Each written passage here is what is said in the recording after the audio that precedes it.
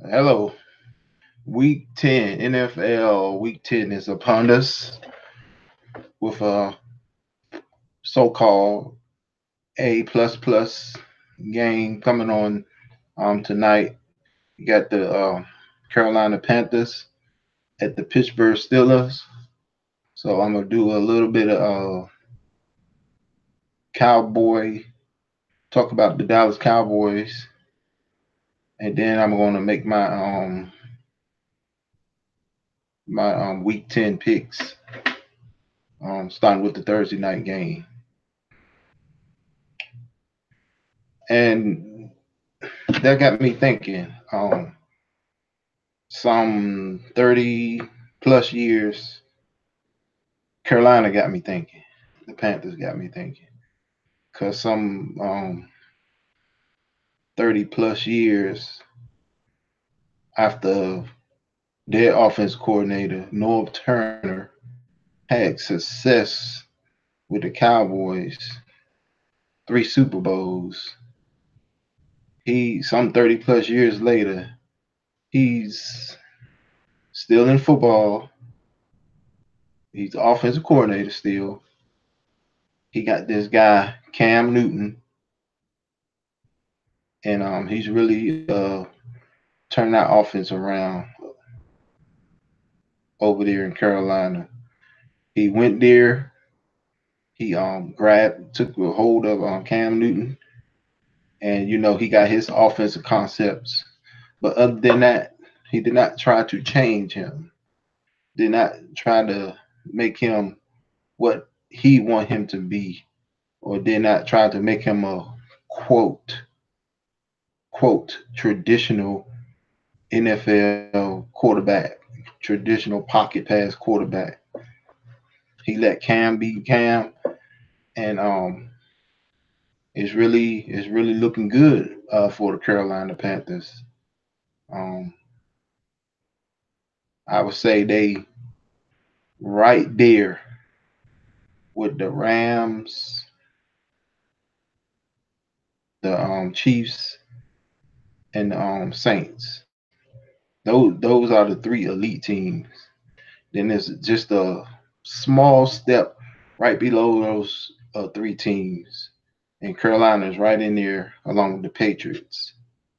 So they are one of the elite teams, and I find that you know ironic, so to speak, that's North Turner letting Cam be Cam, plus his concepts and his genius. He's a genius, and then you look at Dallas, and it's just nothing. Nothing there from the coaching, nothing there from the offensive coordination. Just just plain. I mean, this man over 35 years later, he's still creating concepts, still being creative, you know. Then look at what we got. So so what do we got? What we working with as I start this Cowboys talking? Um well, when they fell to 3-5, their chances of making the playoffs is 8%. 8%. So if I was going to an outdoor event and someone said, well, there's an 8% chance that it's gonna rain, I'm not even gonna pack an umbrella. I'm not even gonna take an umbrella because it likely ain't gonna rain. So that's what they up against. But in the scheme of things, I don't even want to even talk about the playoffs. Dallas is just not a good football team right now. And I'm definitely speaking to the offensive side right now. The defense, their problem last week was they just couldn't make a play on third down. They just could not make the play on third down. I think the final statistic, the final stats, I think Tennessee was like 80% on third down. They just could not make a play on third down to get off the field. And I mean that was their main problem. I mean they had some pressures, they had some sacks. I like that interior line better with Ross in there. Mm. Irvin obviously is their guy, whatever. I like that interior line better with Ross in there. But anyway, so but other than that game, the previous 7 games, defense did enough. The defense did enough to win, to put the team in position to win, with the exception of against Tennessee. They just could not get off the field. So but the offense, see this what we facing right now with on offense. They looking like they're gonna be right in the top 10 or just outside the top 10 for a draft pick. That's what it's looking like right now. Things can change. Things can change, but nobody don't have no faith or no, nobody don't have no faith and no trust that things gonna change. But I mean, they could flip a switch, but I doubt it. So you're looking at this receiver who looked impressive to me, but you're looking at this receiver. So first round, obviously, is from pick 1 to 32. So if they can pull their season together and be up there in the mid range, and he continue to play like he played on Monday night, and they can get like round to 14, 15, 16, or something like that, maybe even 13. I'll say 13 to 16, and he playing the way he playing, it might be worth it. But if they're gonna fizzle out and be like in the top 10, then is he worth it or is he not? I mean, we don't know.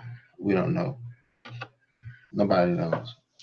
But anyway, I like the way he played, but it's just this offense. It's Zeke did not have a lot of negative runs.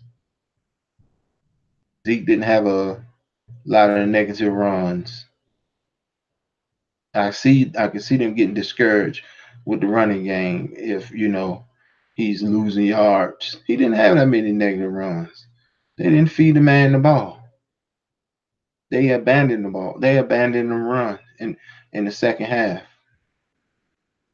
and the score didn't indicate that shouldn't happen. The score normally indicate that you abandon the run because you got the pass. So they abandoned the run, try to get tricky, try to get cute.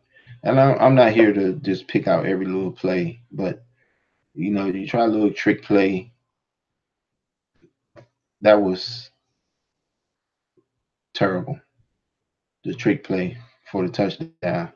See, you want him to stand in the pocket, but you're gonna send him out for a pass where he could have really gotten hurt. But you want him to stay in the pocket and throw the ball. But the most glaring thing was to me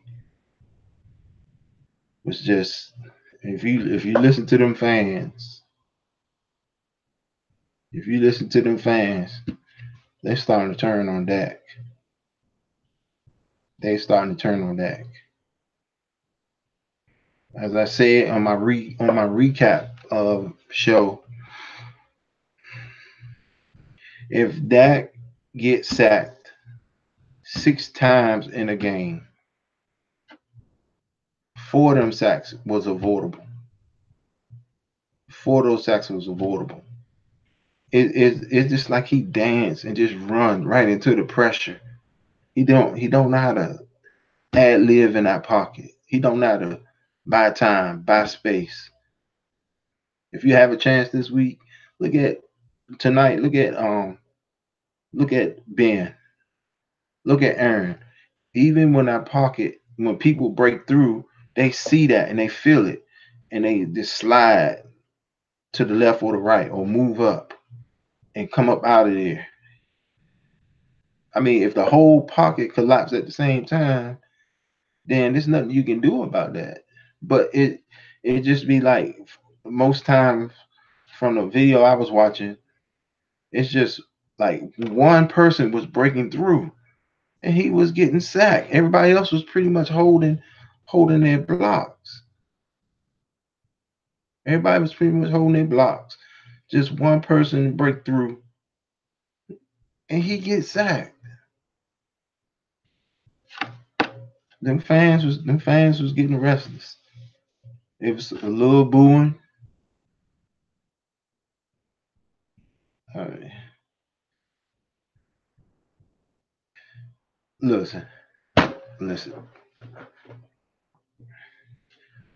I watch the sports. I got two eyes.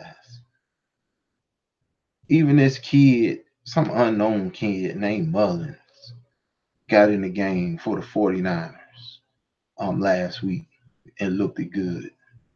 Not saying he gonna do the same thing this week, but even third screen quarterback for the 49ers got in the game. He looked good. You got all these no name receivers all over the league just making plays. The rookie quarterbacks making throws. I seen this guy, Dak, his rookie season. One of the best rookie seasons ever. So what's going on? What's going on? It's either coming down to two things. 2016, his rookie season was just a total fluke. This guy really can't play. It's either coming down to that. His rookie season was a fluke, he can't play, or he's being constricted by the system. The system is not letting him be himself, like Norv Turner, our Super Bowl offensive coordinator, is letting Cam Newton be himself. That's why I brought that up earlier, because I was going to tie it together. Our Super Bowl coordinator is letting Cam be Cam. Plus his concepts, and Panthers looking good. So you telling me this guy can't play after what he showed us in 2016? He can't play, or is it just the offense? They trying to make him a so-called traditional quarterback. It got to be one or the other. But right now, Dak Prescott is looking like this is too much for him. He's looking like he can't play. And somebody need to tell that man, if he's better than that, if he's better than that, then somebody need to tell that young man he need to go rogue. He need to go rogue or something. Because right now he looking like 2016 was a fluke, and he he's falling in the category of Bortles, Tannehill, and I can't think of no other ones right now. And they call them Jags. Just the guy. Just the guy. Because I put his rookie season up against anybody else. But what he done since then is average at best. And you telling me that all these other guys, look how Golf looked on his rookie season. Now look where he's at. Wentz. You telling me he can't measure up to none of them guys? You telling me he can't measure up to none of them guys?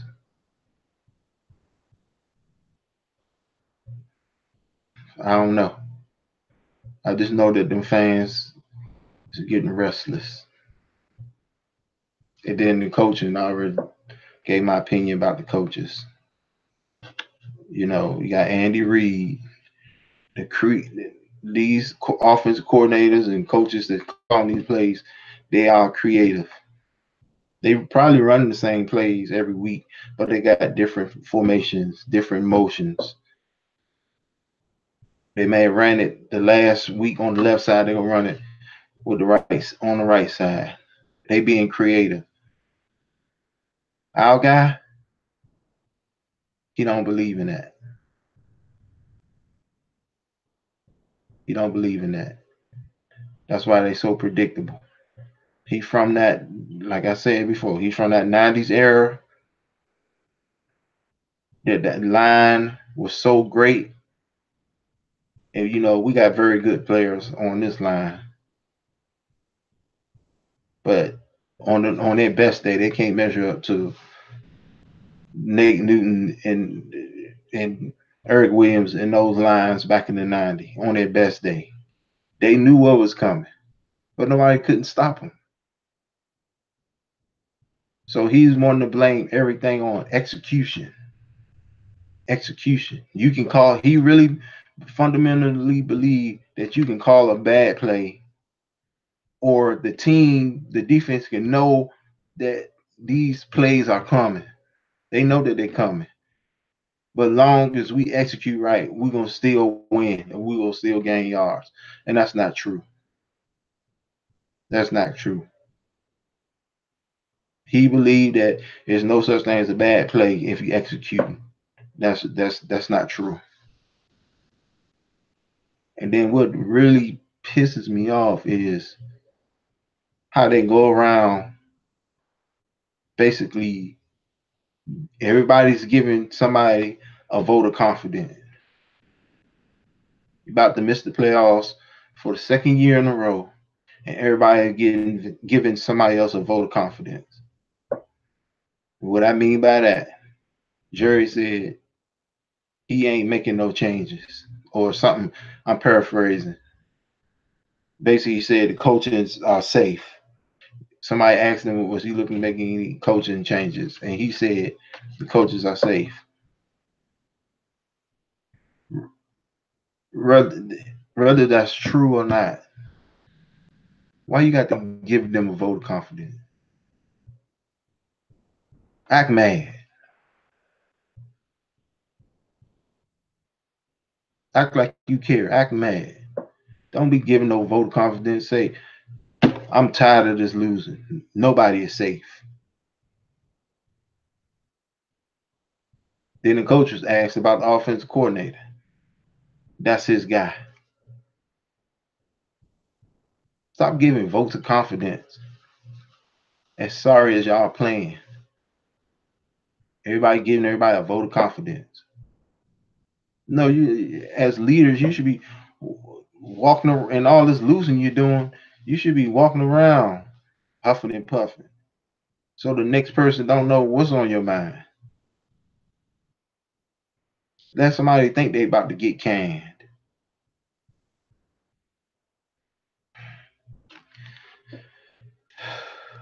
Anyway, it's enough players on this team. It's enough talent on this team for the Cowboys not to be playing so poorly.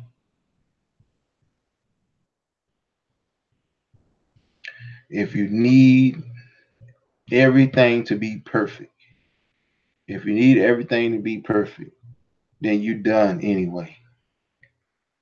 You done anyway. The team this season has been relatively healthy, and I don't want to jinx nobody.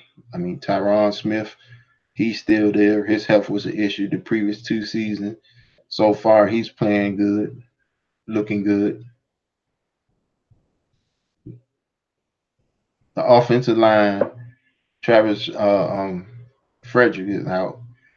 Looney is more than sufficient. He's been playing good. The offensive line is good. Is good enough. If you gonna blame it on Frederick being out, if everything have to be perfect, you got Allen Hurns.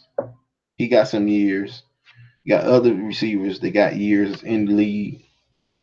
You got, I'm not gonna say nobody's, but you got third and fourth, fifth string receivers being signed off the practice squad. They looking good. But you all want to categorize it saying, hey, he don't have nobody to throw to. Yes, you do got somebody to throw to. You have an NFL receiver to throw that ball to. So if you kidding as a fan or the organization, if you all kidding, make it seem like everything have to be perfect for them to do some winning, you lost anyway. You lost. So it's real disappointing. It really is. So I'm going to pick these games um, for week 10. Week 10 already. Week 10. All right. Carolina at Pittsburgh. I thought long and hard about this game. I thought long and hard about this game. Pittsburgh's playing better after a slow start. And then their current winning streak. I mean, they beat some teams. They beat the Ravens. They beat the Bengals. Um, they beat the Bucks when the Bucks was kind of flying high. Their defense been playing better. Carolina, uh, I would feel comfortable. I'm gonna go with Steelers. I'm gonna go with Steelers because they at home. Carolina can and probably will win this game. If they was playing here in the Carolinas, I wouldn't pick Pittsburgh, but I'm gonna pick Pittsburgh because they're at home. So Pittsburgh over Carolinas. I'm gonna pick Saints at Cincinnati. I'm sensing a little bit of letdown. Not a letdown, but a little bit of low. And Bengals can do some things on offense. I'm going with the upset. Bengals at home over the Saints. I'm gonna speed this thing up. Atlanta over Cleveland in Cleveland. Chicago at home gonna beat the Lions. Kansas City at home gonna beat the Cardinals. Patriots gonna go to Tennessee and beat Tennessee.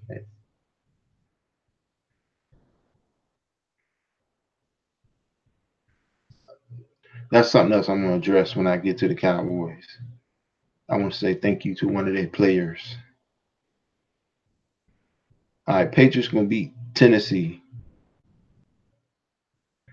Ooh, this is gonna be a hard one to call. Redskin at the Bucks. If Bucks get out in front of them with the management style offense that Redskin got, they can't catch up. The Falcons showed you something. If you got a decent enough back end, go all in on the run, stop Adrian Peterson, and you can beat the Redskins. I think Tampa Bay gonna copy that, stop Adrian Peterson and slow him down, get out in front of the Skins, and the Skins can't play from behind. I'm going with the Bucks at home over the Skins. I'm gonna go with the Jets at home over Buffalo. Jaguars at the Colts. Hmm.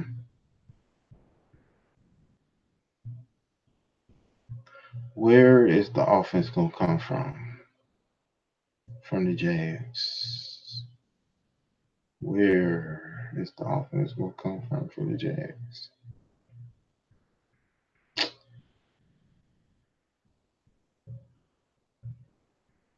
Andrew, I'm gonna go with Jaguars on the road. I think I'm gonna regret this one. I'm gonna go with the Jaguars on the road. It's still on my mind last season. I mean, even though they made it far as what they made it last season, they still was only 10-6. So subject to change. But to keep this thing moving on, I'm gonna go with Jaguars at the Colts. When I sum it all up, I might change it. Chargers over Raiders. Rams at home gonna beat Seattle. Green Bay at home gonna beat Miami.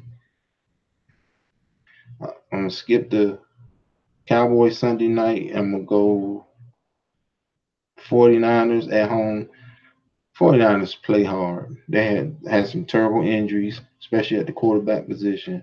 They play hard. They really do. They're gonna beat the Giants on Monday Night Football. Cowboys at the Eagles.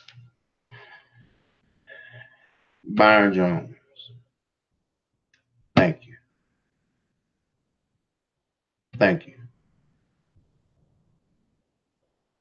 When Dak threw that end zone interception and they wanted to celebrate on the start in the middle of the field, you the only one, as far as what I seen the game on TV, you the only one out there pushing them off the star.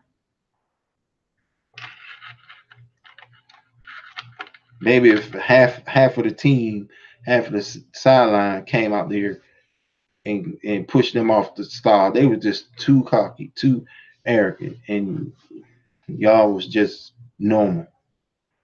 And maybe if half of the team came out there and get these guys off the star, maybe I could have galvanized y'all. Then it would have been a blowout from there. That's what I was thinking and hoping, but that didn't happen. But anyway, Byron Jones, the only one defended the star midfield. Cowboys at Eagles on Sunday night. I'm not even gonna say a lot about this game. Um,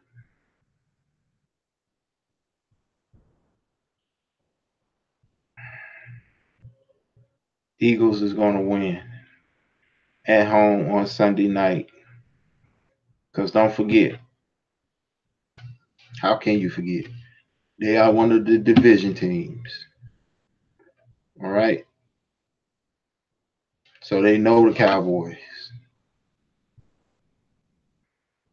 Like I said, no creativity, no imagination. They know what you're gonna do. They know your tendencies. They know your route trees. You're not gonna change nothing up. They got Fletcher Cox and them boys up front. That's gonna stymie the run, stop the run.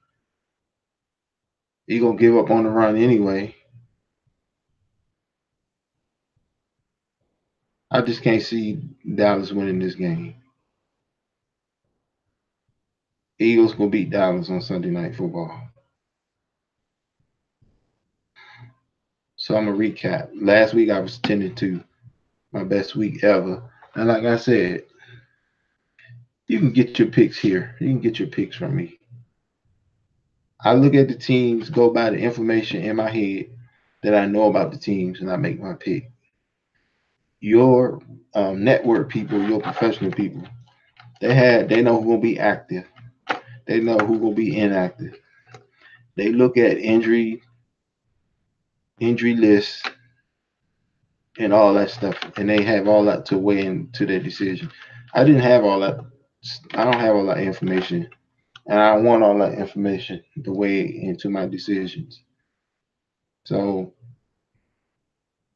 just from a raw standpoint, I'm better than your favorite network person. I'm picking these. I'll give you one quick example. I said it in my video.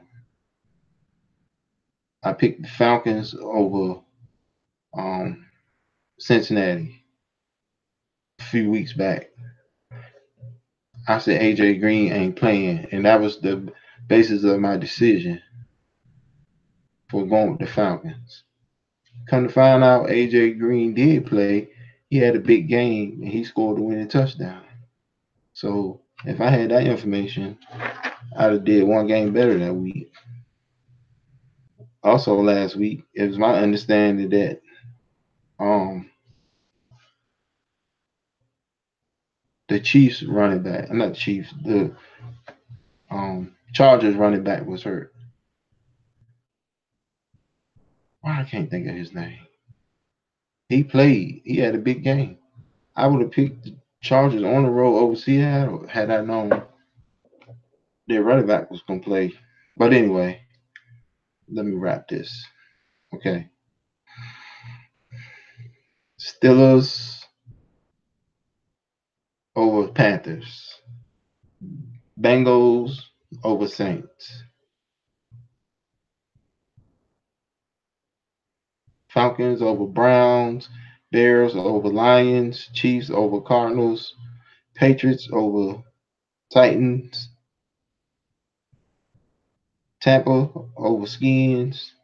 Jets over Buffalo.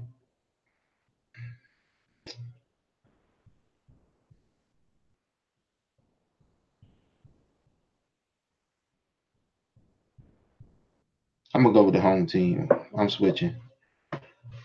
Colts over Jaguars. Chargers over Raiders. Rams over Seahawks. Packers over Dolphins. Eagles over Cowboys. And 49ers over Giants.